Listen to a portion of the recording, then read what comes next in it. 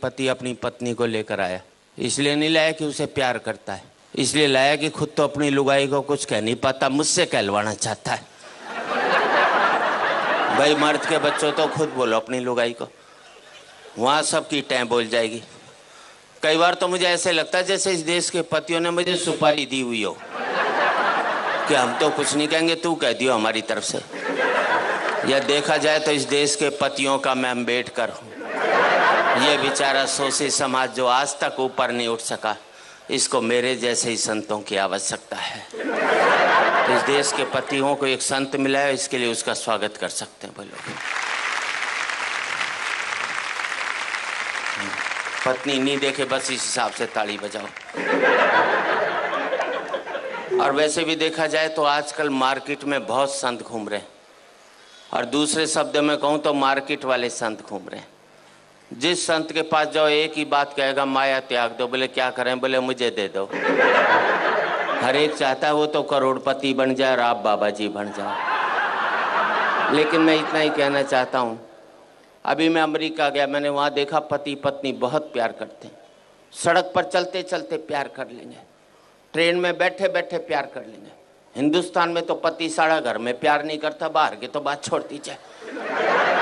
इतना प्यार करते हैं अमेरिका में पति पत्नी की, उनका प्यार का कोटा 2 साल में पूरा हो लेता है, फिर वो तलाक ले लेते हैं। हिंदुस्तानी पति पत्नी सुबह प्यार करेंगे, शाम को माथा फोड़ लेंगे, तो जिंदगी भर प्यार का कोटा पूरा ही नहीं हो पाता। इसलिए हमारे यहाँ कहते हैं 7 जन्मों तक साथ निभाएंगे, क्योंकि हम एक जन्म में प्यार का कोटा पूरा नहीं कर सकते। हंसने की बात नहीं, आपको अगले जन्म में दूसरी लुगाई चाहिए तो इस जन्म में इस वाली को खूब प्यार करो, अपना कोटा पूरा कर लो बस। भगवान अगले जन्म में दूसरी दे देगा, और नहीं कोटा पूरा करेगा तो 70 जन्म तक यही मिलने वाली है। हंसने की बात नहीं है, कल से जिस पत्नी को पति प्यार करने लग जाए तो समझ लेना साले के दिल में खोट है,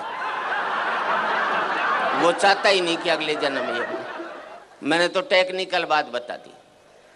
अच्छा, मैंने रिसर्च की कि इस देश में पति पत्नी से डरता क्यों? हमें जितनी भी ताकतें मिलती हैं सब औरतों से मिलती हैं।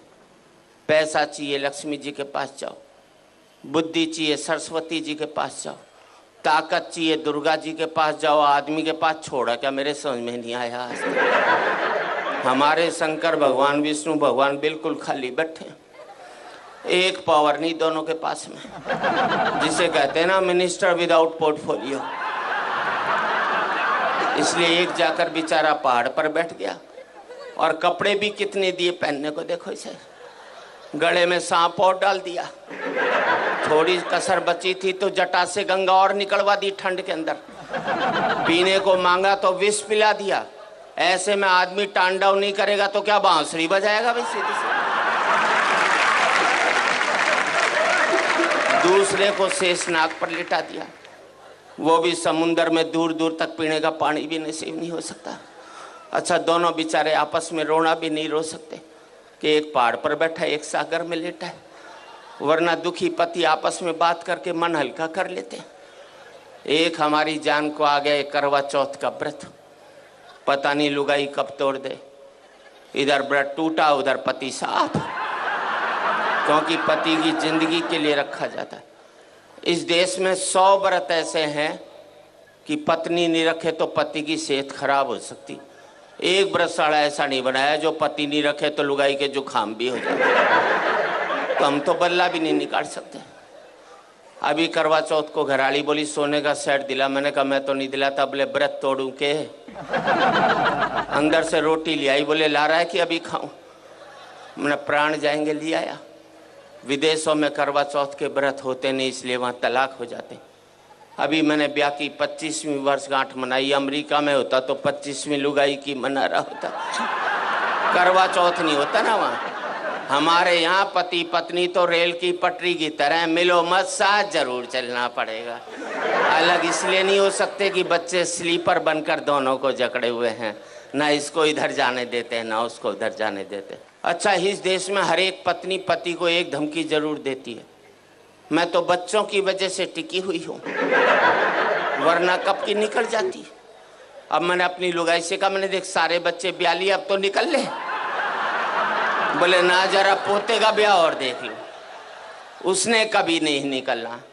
और मैं आप सबसे एक ही बात कहना चाहता हूँ, जिन परिवारों ने ये बच्चों के स्लीपर मजबूत रख लिए वो पति पत्नी इकट्ठे रह गए, जिनके ये स्लीपर कमज़ोर हो गए वो पति पत्नी भी अलग रह गए।